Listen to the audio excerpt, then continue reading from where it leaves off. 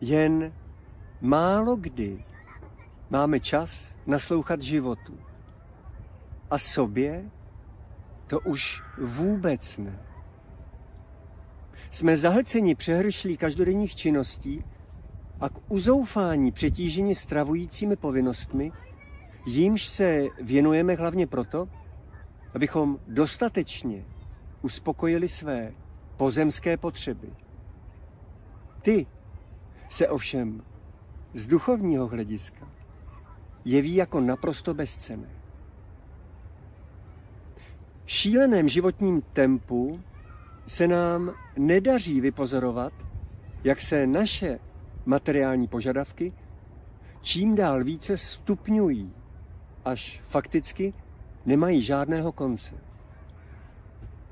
Jako otroci se bez přestání ženeme za materiálními cíli, aniž bychom se byli schopni alespoň na maličkou chvíli v klidu zastavit a poskytnout si čas k vnitřnímu probuzení.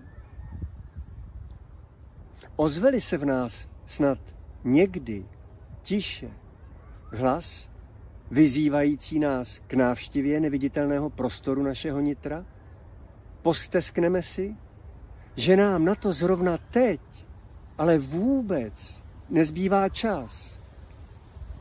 Lehkomyslně tak odsouváme pravé poznání sama sebe na 30. nebo raději až na 50. místo v pracovním diáři, přeplněném k prasknutí. Výmluva, že je ještě nutné něco důležitého dodělat a teprve pak se budeme sami sobě věnovat, je jednou z nejfrekventovanějších vět, které na začátku spolupráce s nemocnými slýchávám. Téměř nikdo si nechce přiznat, že za uspořádání svých priorit vždy byl a i nyní je zodpovědný toliko on sám. A proto výhradně na něm záleží, jakou důležitost udělí vlastnímu životu.